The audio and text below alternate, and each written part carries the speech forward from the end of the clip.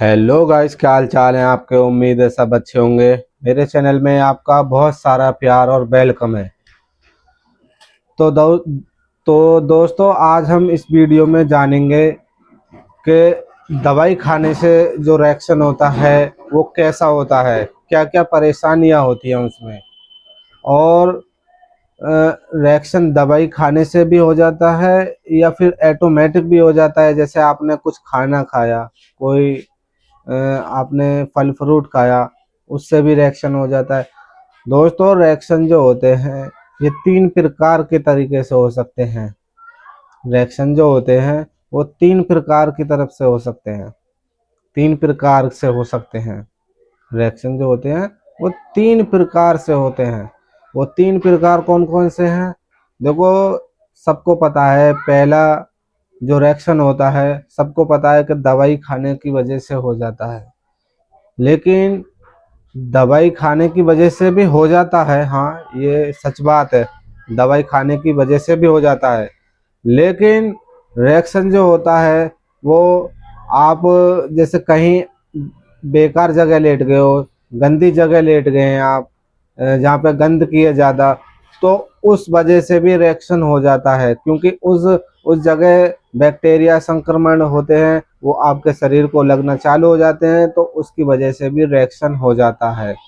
और रिएक्शन एक होता है तीसरा, वो होता है जैसे आपने कोई सब्जी खाई, मानो आपने कोई वैसी सब्जी खाई गरम, या आपने कोई सब्जी बाजार से लेके आए, आपने उसको धोया नहीं और यूं ही काट के बना लिया, तो वो भी रिएक्शन कर देती है अक्सर।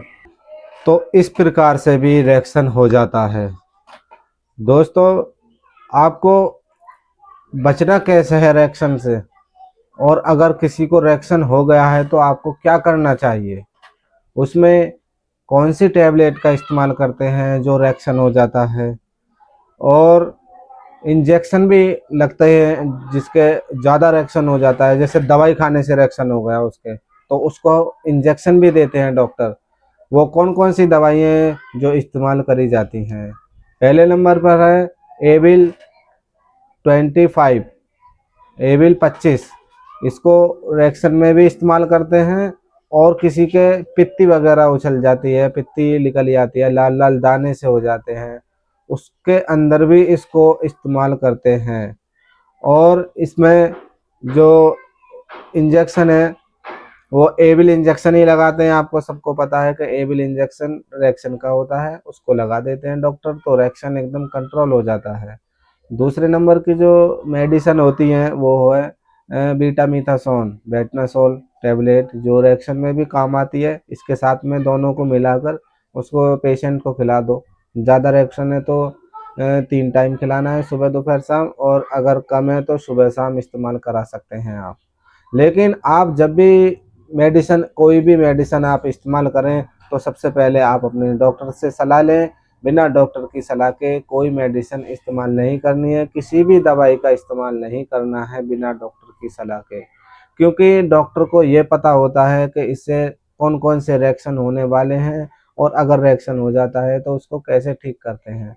दोस्तों, भले ही एविल रिएक्शन को ठीक करती है, लेकिन इसके भी कुछ साइड इफ़ेक्ट होते हैं जो ये देखने को मिलते हैं।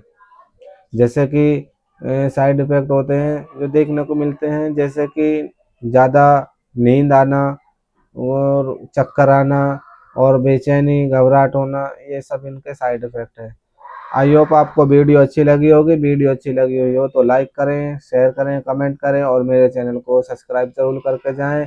और आपको कोई भी बीमारी है, किसी भी प्रकार की बीमारी है, आप मुझसे कमेंट में पूछ सकते हैं, मैं आपको उसी बीमारी का तुरंत रिप्लाई दूंगा। और बने रहें मेरे चैनल में। तो लव यू गाइस।